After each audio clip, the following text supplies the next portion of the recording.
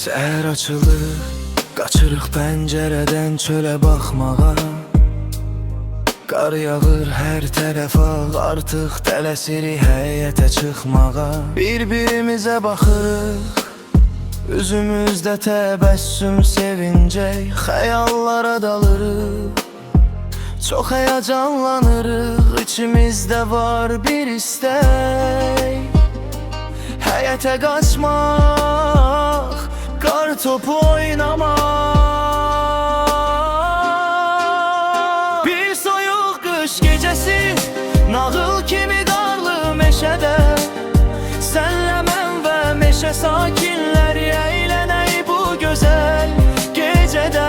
Şirin bir ev var, şirin bu hava, qonaq gəlib yanımıza, şaxta baba. Hər yana ürpək, yuxu deyil gerçək, oxuyaq bu nəğməni, yeni ilə keçək.